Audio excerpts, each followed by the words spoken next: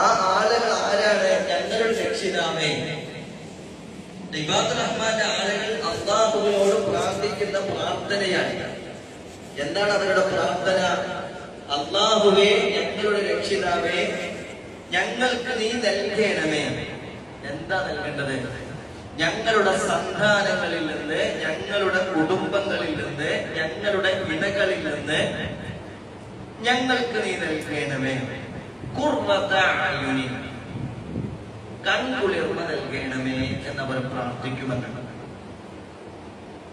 എന്താണ് ഈ കൺകുളിർമ എന്ന് പറഞ്ഞാൽ? നമ്മുടെ വീട്ടുകാരിൽ നിന്ന്, നമ്മുടെ കുടുംബത്തിൽ നിന്ന്, നമ്മുടെ ഇടയിൽ നിന്ന്, മക്കളിൽ നിന്ന് നമുക്ക് ഖുർറത്തുൽ ഐൻ കിട്ടുന്നുണ്ടോ എന്ന് നമ്മൾ പരിശോധിക്കേണ്ടതുണ്ട്. ഹസൻ റളിയല്ലാഹു അൻഹു അതിനെ സംബന്ധിച്ച് പരിചയപ്പെടുത്തുന്നുണ്ട്. അദ്ദേഹം പറയുന്നു, ഖുർറത്തുൽ ഐൻ എന്ന് പറഞ്ഞാൽ അത് ഫിദ്ദുനിയ വൽ ആഖിറ. ഒരാൾ അദ്ദേഹത്തോട് ചോദിക്കാൻ, ദുനിയാവിലെ കാര്യമാണോ പരലോകത്തെ കാര്യമാണോ അതുകൊണ്ട് ഉദ്ദേശിച്ചത്? കുടുംബത്തിൽ കൊണ്ട് പരലോകത്തിൽ കിട്ടാനുള്ള ഗുണമാണോ, അതല്ല ഈ ദുനിയാവിൽ നിന്ന് ലഭിക്കേണ്ട കാര്യമാണോ? അദ്ദേഹം പറഞ്ഞില്ല, അത് ദുനിയാവിൽ കിട്ടേണ്ടതാണ്. എന്നിട്ട് അതിനെ വിശദീകരിച്ചു. അൽ മുഅ്മിനു യറാ സൗജതഹു വ വലദഹു. ഒരു മനുഷ്യൻ തന്റെ ഇണയെ കാണുന്നു, തന്റെ സന്താനങ്ങളെ, മക്കളെ കാണുന്നു. അല്ലാഹുവിനെ അനുസരിക്കുന്നവരായി കുടുംബിനിയെ, മക്കളെ കാണുമ്പോൾ ലഭിക്കുന്ന ഒരു നിർവൃതിയുണ്ടല്ലോ, ഒരു സന്തോഷമുണ്ടല്ലോ, അതാണ് ഖുർറത്തുൽ ഐൻ എന്ന് പഠിപ്പിക്കപ്പെടുകയാണ്. നമ്മൾ നമ്മുടെ കുടുംബത്തിലേക്ക് ഇറങ്ങി നിൽക്കുക. നമ്മൾ നമ്മുടെ മക്കളിലേക്ക്, നമ്മുടെ ഭാര്യയിലേക്ക് നോക്കുക. എന്താണ് ഖുർറത്തുൽ ഐൻ? സ്വന്തം ഭാര്യ, സന്താനങ്ങൾ അവർ അല്ലാഹുവിനെ അനുസരിക്കുന്നത് കണ്ടിട്ട് ഒരു വിശ്വാസിക്ക് ആ കുടുംബത്തിൽ നിന്ന് കിട്ടേണ്ട സന്തോഷമാണത്. ആ മനുഷ്യന് കുടുംബത്തിൽ നിന്ന് കിട്ടേണ്ട കൺകുളിർമയാണത്. ഇതാണ് ഖുർറത്തുൽ ഐൻ എന്ന് സ്വഹാബത്ത് നമ്മളെ പരിചയപ്പെടുത്തുന്നുണ്ട്. നമ്മളൊന്ന് വിലയിരുത്തുക, നമ്മളോട് തന്നെ ചോദിക്കുക. നമ്മൾ അഭിമാനിയായി നമ്മുടെ കുടുംബത്തെ കുറിച്ച് പറയാറുണ്ട്, നമ്മുടെ തലമാരിനെ കുറിച്ച് പറയാറുണ്ട്, നമ്മുടെ സ്റ്റാറ്റസിനെ കുറിച്ച് പറയാറുണ്ട്, നമ്മുടെ കുടുംബ മഹിമയെ കുറിച്ച്, സാമൂഹിക ചുറ്റുപാടിനെ കുറിച്ച് ഒക്കെ നമ്മൾ പറയാറുണ്ട്. പക്ഷെ അതിലൊക്കെ ഏറ്റവും വലുത് മതബോധമുള്ള, മതമനുസരിച്ച് ജീവിക്കുന്ന, അല്ലാഹുവിന്റെ തൃപ്തി അനുസരിച്ച് ജീവിക്കുന്ന, അല്ലാഹുവിനെ അനുസരിക്കുന്ന കുടുംബമായി നമ്മുടെ കുടുംബമാവുക എന്നതാണെന്ന് അവിടെ പഠിപ്പിക്കപ്പെടുകയാണ്. മിഖ്ദാദ് ഇബ്നു അസ്വദ് റളിയല്ലാഹു അൻഹു അദ്ദേഹം പറയുന്ന ഒരു കാര്യമുണ്ട്. അദ്ദേഹം പരിചയപ്പെടുത്താൻ, ഒരു മനുഷ്യൻ ഇൻകാന റജുൽ യറാ വാലിദഹു വലദഹു ഔ അഖാഹു, ഒരു സഹോദരൻ, ഒരു മനുഷ്യൻ അദ്ദേഹത്തിന്റെ കുടുംബത്തിലെ പിതാവും സന്താനങ്ങളും സഹോദരങ്ങളും എല്ലാം കാഫിറാണ്, വിശ്വാസിയാകാനുള്ള അവസരം കിട്ടാത്തവരാണ്. ഇദ്ദേഹവും അങ്ങനെയായിരുന്നു. പക്ഷേ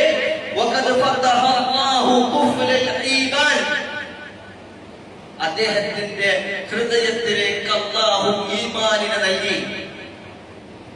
അദ്ദേഹത്തിന്റെ കുഫ്ർ നിറഞ്ഞ ഹൃദയത്തിന് അല്ലാഹു ഈമാൻ കൊണ്ട് നിറച്ചു. അങ്ങനെ സംഭവിക്കുമ്പോയോ യഅലം അന്നഹു ഇന്ന ഹലക ദഖലന, അദ്ദേഹത്തിന് അറിയാം തന്റെ സഹോദരങ്ങൾക്ക് ലഭിച്ചിട്ടില്ല, തന്റെ മാതാപിതാക്കൾക്ക് ലഭിച്ചിട്ടില്ല, തന്റെ മക്കൾക്ക് ലഭിച്ചിട്ടില്ല, തന്റെ സഹോദരങ്ങൾക്ക് ലഭിച്ചിട്ടില്ല. അതുകൊണ്ട് തന്നെ ഫലാ തഖുറ ഐനഹു, എത്ര സന്തോഷം ഞാൻ മുസ്ലിമായതിൽ, ഞാൻ വിശ്വാസിയായതിൽ, എനിക്ക് ഈമാനുള്ളതിൽ, എനിക്ക് തൗഹീദ് കിട്ടിയതിൽ ഉണ്ടെങ്കിലും അവന്റെ കണ്ണിന് കൺകുളിർമ ലഭിക്കൂല. കാരണം കൂടെ ജീവിക്കുന്ന മക്കൾക്ക് മക്കൾക്കത് കിട്ടിയിട്ടില്ല, ഇണക്കത് കിട്ടിയിട്ടില്ല, സഹോദരങ്ങൾക്ക് കിട്ടിയിട്ടില്ല, മാതാപിതാക്കൾക്ക് കിട്ടിയിട്ടില്ല എന്ന വിഷമം ആ മനുഷ്യനുണ്ടാകും. അപ്പൊ ഖുർറത്തുൽ ഐൻ എന്ന് പറഞ്ഞാൽ, കൺകുളിർമ എന്ന് പറഞ്ഞാൽ, അത് കുടുംബം അല്ലാഹുവിൽ വിശ്വസിച്ച് ശിർക്കിൽ നിന്ന്, അന്ധവിശ്വാസത്തിൽ നിന്ന്, അല്ലാഹു പൊറുക്കാത്ത മഹാപാപത്തിൽ നിന്ന് ഒക്കെ മുക്തി നേടി അല്ലാഹനെ അനുസരിക്കുന്നവരായി നീങ്ങുമ്പോ, നടക്കുമ്പോ, കൂടെ ഉണ്ടാകുമ്പോ ലഭിക്കുന്ന കാര്യമാണെന്ന് സ്വഹാബത്ത് നമ്മളെ പഠിപ്പിക്കുന്നുണ്ട്. ഇന്നത്തെ കാലത്ത്, പുതിയ കാലത്ത് ആളുകൾ പറഞ്ഞുകൊണ്ടിരിക്കുന്നത് അവർക്ക് വയസ്സാവുമ്പോൾ ചെയ്തോളൂ. കുട്ടികളെ കുറിച്ച് ഏതെങ്കിലും ഉപ്പമാരോട് ചോദിക്കുമ്പോൾ അതാ പറയാം, കുറച്ച് കഴിയുമ്പോൾ ശരിയാവും. ഇതിപ്പോ ഒരു കാലത്തിന്റെ ഇപ്പത്തെ ഒരു ഏജിന്റെ പ്രശ്നമാണ്. അവര് കൗമാരല്ലേ, ഇപ്പോഴൊന്നും നിസ്കരിക്കണ്ട, ഇപ്പോഴൊന്നും അത്ര സ്ട്രോങ് ആവണ്ട എന്നാണ് രക്ഷിതാക്കൾ പറഞ്ഞുകൊണ്ടിരിക്കുന്നത്. അവൻ നമസ്കാരത്തെ കുറിച്ച് ചോദിച്ചാൽ, അവരുടെ ഡ്രസ്സിനെ കുറിച്ച് ചോദിച്ചാൽ രക്ഷിതാക്കൾ അതാ പറയാം, അതിനൊന്നും മനസ്സായിട്ടില്ല, അതൊക്കെ ഒരു പ്രായം വരുമ്പോ ശരിയായിക്കോളും, ഓര് സ്വയം നന്നായിക്കോളും എന്ന് പറയുന്ന ഒരു സാഹചര്യമുണ്ട് സഹോദരങ്ങളെ. നമ്മളത് തിരിച്ചറിയണം.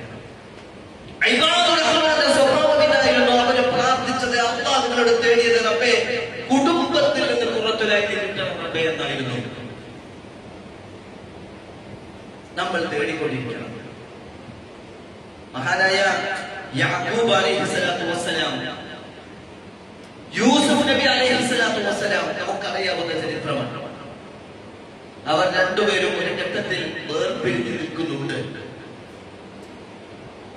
നമുക്ക് ആ ചരിത്രം അറിയാം. ദീർഘകാലം യാക്കൂബ് അലൈഹിസ്സലാത്തു വസ്സലാം മകനെ കാണാതെ കരഞ്ഞ് കരഞ്ഞ് കരഞ്ഞ് കണ്ണിന്റെ കാഴ്ച നഷ്ടപ്പെട്ടുവെന്ന് വിശുദ്ധ ഖുർആൻ ആ സംഭവത്തെ നമുക്ക് പരിചയപ്പെടുത്തുന്നുണ്ട്. ചരിത്രം രേഖപ്പെടുത്തുന്ന ഒരു സംഭവമുണ്ട്. എന്താണ് ആ സംഭവം? നമ്മൾ നമ്മുടെ മനസ്സിലേക്ക് കോറിയിടേണ്ട സംഭവമാണ്.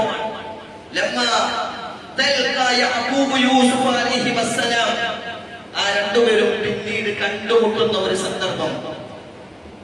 അങ്ങനെ രണ്ടുപേരും കണ്ടുമുട്ടുമ്പോ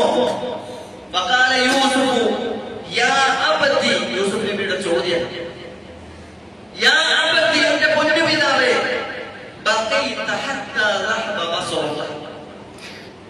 കണ്ടു പോകുമാണ്, നിങ്ങൾ കരഞ്ഞുവല്ലേ? നിങ്ങളുടെ കാഴ്ച പോകുമാർ എനിക്ക് വേണ്ടി നിങ്ങൾ കരഞ്ഞുവല്ലേ? അതിന് വല്ല ആവശ്യമില്ലേനോ? എന്തിനാ നിങ്ങൾ അങ്ങനെ കരഞ്ഞത്? എന്താ ചോദിക്കാനുള്ള കാരണം അറിയോ?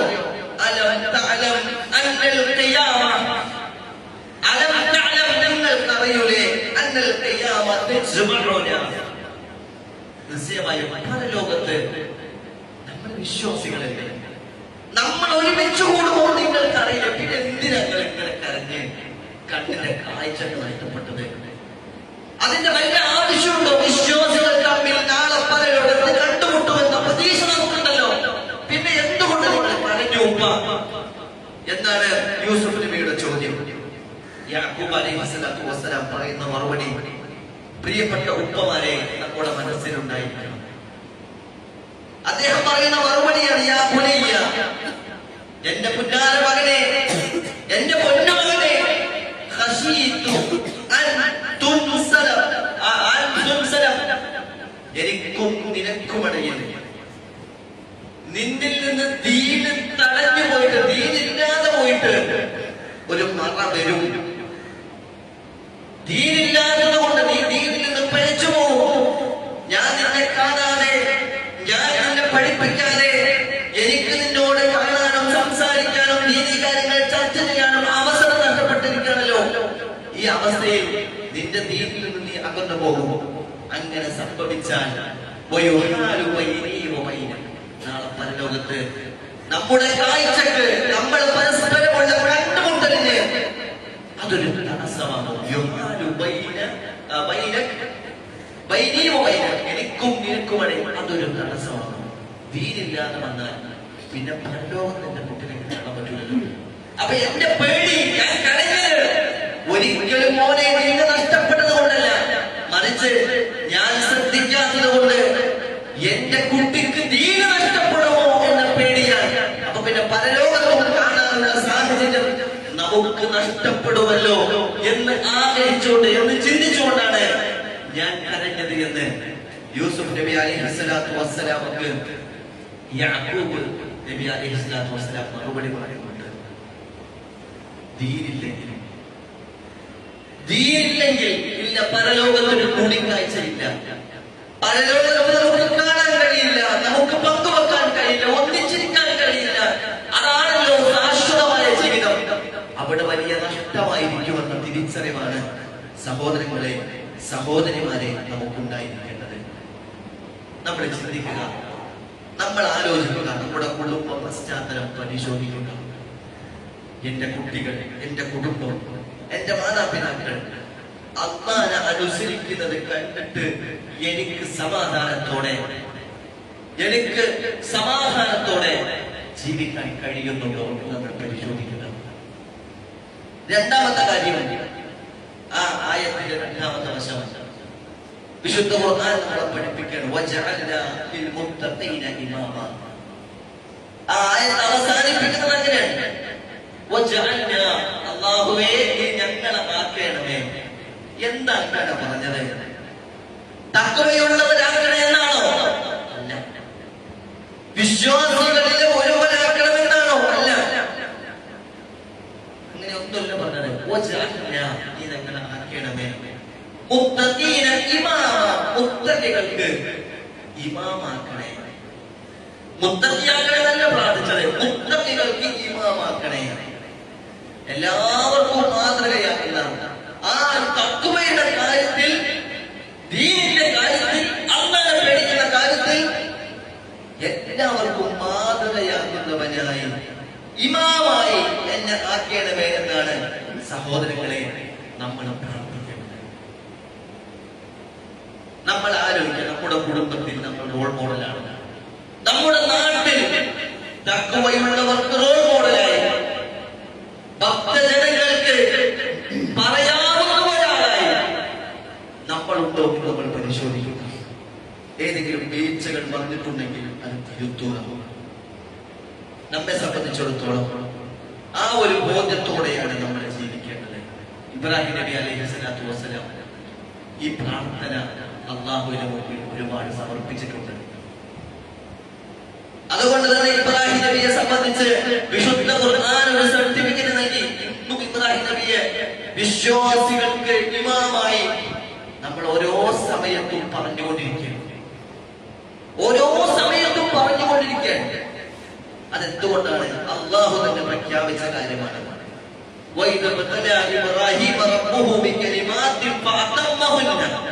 ഇബ്രാഹിം നബിക്ക് ഒരുപാട് പരീക്ഷണങ്ങൾ നൽകി. അദ്ദേഹം അത് പൂർത്തീകരിച്ചു. ഏത് ഘട്ടത്തിലും അല്ലാഹുവിനെ അനുസരിച്ചു. എന്നിട്ട് അല്ലാഹു അദ്ദേഹത്തിന് സർട്ടിഫിക്കേഷൻ നൽകി.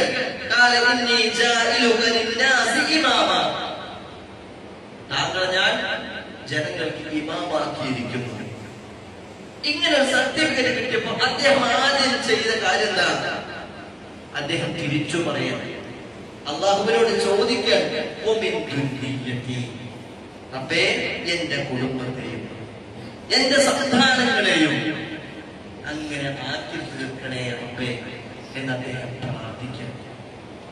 നമ്മൾ മാത്രം സ്വർഗ്ഗത്തിൽ പോയാൽ പോലെ നമ്മുടെ മക്കൾ, നമ്മുടെ മാതാപിതാക്കൾ, നമ്മുടെ ബന്ധുമിത്രാദികൾ അവരെല്ലാവരും നമ്മോടൊപ്പം ഉണ്ടാകണമെന്ന നിർദ്ദേശമാണ് പരിശുദ്ധ ഇസ്ലാമും വിശുദ്ധ ഖുർആനിന്റെ വചനങ്ങളും നമ്മളെ പരിചയപ്പെടുത്തുന്നത്. വിശുദ്ധ ഖുർആൻ ഈ കാര്യം, വിശുദ്ധ ഖുർആനിലെ ഈ ആയത്ത് വിശദീകരിച്ചുകൊണ്ട് മുഫസ്സിറുകൾ രേഖപ്പെടുത്തുന്നുണ്ട്. ലമ്മാ ജഅലല്ലാഹു ഇബ്രാഹീമ ഇമാമൻ, ഇബ്രാഹിം നബി അലൈഹിസ്സലാത്തു വസ്സലാമയെ അല്ലാഹു ജനങ്ങളുടെ ഇമാമാക്കി. സഅലല്ലാഹു അൻ തകൂന അഇമ്മത മിൻ ബഅദിഹി മിൻ ദുരിയതിഹി, അദ്ദേഹം പ്രാർത്ഥിക്കാൻ, അല്ലാഹുവേ എന്റെ കുടുംബത്തിൽ നിന്ന് ഇതിന് പിന്തുടർച്ചക്കാരുണ്ടാകണം, അവരെയും ഇമാമാക്കണം. ആ പാത പിന്തുടർന്നുകൊണ്ടാണ് ഇന്നത്തു ഇബ്രാഹിമിന്റെ ആളുകളായി നമ്മൾ ഇന്നും മുന്നോട്ട് പോയിക്കൊണ്ടിരിക്കുന്നത്. നമ്മുടെ കുടുംബത്തെ മതനിഷ്ഠയുള്ള, മതബോധമുള്ള, മതകാര്യത്തിൽ നമുക്ക് കൺകുളിർമ ലഭിക്കുന്ന ഒരു കുടുംബമാക്കി മാറ്റിയെടുക്കാൻ നമുക്ക് സാധിക്കണം. അല്ലാഹു നമ്മെ സഹായിക്കുന്നു.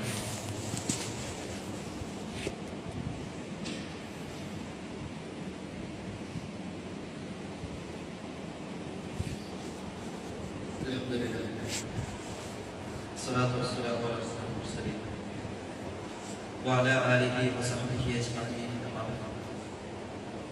അള്ളാഹുവിനെ സൂക്ഷിച്ച് ജീവിക്കണമെന്ന് ഒരിക്കൽ കൂടി ഉണർത്തുന്നു, വസിയ്യത്ത് ചെയ്യുന്നു. അള്ളാഹുവിന്റെ ഇഷ്ടവും പൊരുത്തവുമെല്ലാം കരസ്ഥമാക്കുന്ന മുത്തഖികൾക്ക് ഇമാമായി നിൽക്കാൻ പ്രാപ്തിയുള്ള ഒരു കുടുംബമായി നമ്മുടെ കുടുംബത്തെ നാം പരിവർത്തിപ്പിക്കേണ്ടതുണ്ട്. പുതിയ കാലത്തെ കുട്ടികൾ അവരുടെ കാര്യത്തിൽ, അവരുടെ പഠന കാര്യത്തിൽ, അവരുടെ ആരോഗ്യത്തിന്റെ കാര്യത്തിൽ, അവരുടെ ജീവിതത്തിലെ മറ്റു ആവശ്യങ്ങളുടെ കാര്യത്തിൽ നമുക്കുള്ള ഒരു ശ്രദ്ധയുണ്ട്. ആ ശ്രദ്ധ അവരുടെ ദീനിന്റെ കാര്യത്തിൽ നമുക്കുണ്ടോ എന്ന് നമ്മൾ പരിശോധിക്കണം. നമ്മുടെ കുട്ടി നമസ്കരിക്കുന്നില്ല എങ്കിൽ നമ്മൾ അതിനോട് എങ്ങനെയാണ് പ്രതികരിക്കുക? നമ്മുടെ കുട്ടി ഔറത്തു മറക്കാതെയാണ് അങ്ങാടിയിലൂടെ നടക്കുന്നത് എങ്കിൽ, വീട്ടിൽ നിന്ന് കറങ്ങുന്നതെങ്കിൽ, നമ്മുടെ ആ മകളോട് നമ്മൾ എങ്ങനെയാണ് പ്രതികരിക്കുക? നമ്മുടെ കുട്ടി പലിശക്ക് വാങ്ങുകയോ കൊടുക്കുകയോ ചെയ്ത് ഹറാമായ നിരക്ക് സമ്പാദിക്കുന്നു എന്ന് നമുക്ക് ബോധ്യമായാൽ അതിനെക്കുറിച്ച് വല്ല ബേജാറും നമുക്കുണ്ടോ എന്ന് നമ്മൾ പരിശോധിക്കും. ഇതിലൊന്നും ഒരു ശ്രദ്ധയുമില്ലാതെ നമ്മുടെ കുടുംബം അത് ദീനിയാണെന്ന് ഉറപ്പുവരുത്തേണ്ടത് സഹോദരങ്ങളെ, രക്ഷിതാക്കളെ, നമ്മുടെ ബാധ്യതയാണ്. ഇതിനാണ് ഈ പ്രാർത്ഥന, ഇബാദുർ റഹ്മാന്റെ പ്രാർത്ഥനയും ഇബാദുർ റഹ്മാന്റെ രീതിയും മാതൃകയായി വിശുദ്ധ ഖുർആൻ നമുക്ക് പഠിപ്പിച്ചു തരുന്നത്. നമ്മെ സംബന്ധിച്ചിടത്തോളം നമ്മൾ അറിയാത്ത ഒരു ലോകത്താണ് നമ്മുടെ സന്താനങ്ങൾ ജീവിക്കുന്നത് എന്ന തിരിച്ചറിവ് നമുക്ക് വേണം.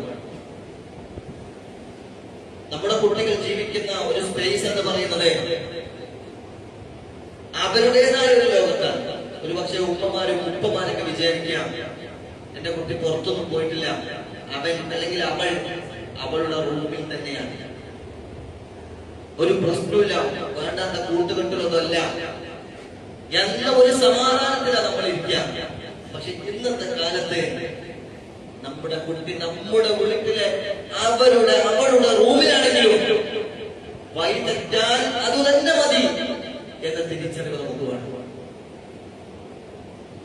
അവരുടെ കയ്യിലെ ഡിവൈസുകൾ ഉപയോഗിച്ച് ഏത് തരത്തിലുള്ള വൈകല്യങ്ങളെ സ്വീകരിക്കാനും സാധ്യതയുള്ള ഒരു കാലത്താണ് നമ്മൾ ജീവിക്കുന്നത്.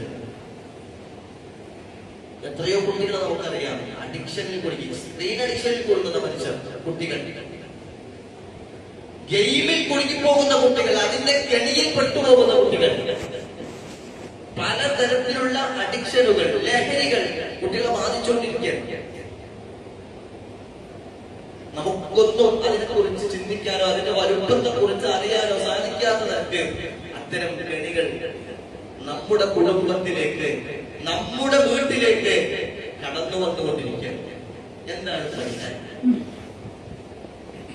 എവിടെയാണ് ഒരു ലഹരി അല്ലെങ്കിൽ ഒരു അഡിക്ഷൻ സംഭവിക്കുന്നത് എന്നതിനെ കുറിച്ച് പറയുമ്പോൾ കണക്ഷൻ നഷ്ടപ്പെടുമ്പോഴാണ് അഡിക്ഷൻ ഉണ്ടാവുന്നത്. കണക്ഷൻ നഷ്ടപ്പെടുമ്പോഴാണ് അഡിക്ഷൻ ഉണ്ടാവുന്നത്. ഒരു കുട്ടിക്ക് അത് ഭയങ്കര സംഭവമായി തോന്നുന്നത് എപ്പോഴാണെന്ന് ചോദിച്ചാൽ ആ കുട്ടി അള്ളാഹുമായുള്ള കണക്ഷൻ നഷ്ടപ്പെടുമ്പോ, കുടുംബവുമായുള്ള കണക്ഷൻ നഷ്ടപ്പെടുമ്പോ, നാടുമായുള്ള സൊസൈറ്റിയുമായുള്ള ബന്ധം നഷ്ടപ്പെടുമ്പോ അവിടെയാണ് ആ കുട്ടിക്ക് കണക്ഷനൊക്കെ പോയി ഒരു മായാ ലോകത്ത് അവരൊതുങ്ങിക്കൂടുന്നത് എന്ന യാഥാർത്ഥ്യം നമ്മൾ തിരിച്ചറിയണം.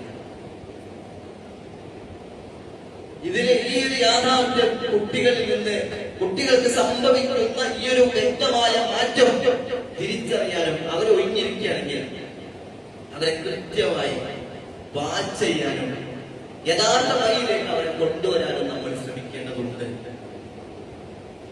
ഈ രംഗത്ത് അഡിക്ഷൻ അത് കണക്ഷൻ നഷ്ടപ്പെടുമ്പോഴാണ് സംഭവിക്കുന്നത് എന്ന് പരിചയപ്പെടുത്തിക്കൊണ്ട് ഡിസംബർ 25 മുതൽ 28 വരെ കോഴിക്കോട് ബീച്ചിൽ ഒരു എക്സ്പോ നടക്കുന്നുണ്ട്. MSMന്റെ 55ാം വാർഷിക സമ്മേളനത്തോടനുബന്ധിച്ച് നമ്മുടെ കുട്ടികൾ നമ്മുടെ കൂടെ ഉണ്ടാകും. ഒഴിവ് സമയം, അവധിക്കാലമാണ്, കുടുംബ സമയം വന്ന് മക്കൾക്കത് പരിചയപ്പെടുത്തി കൊടുക്കാൻ.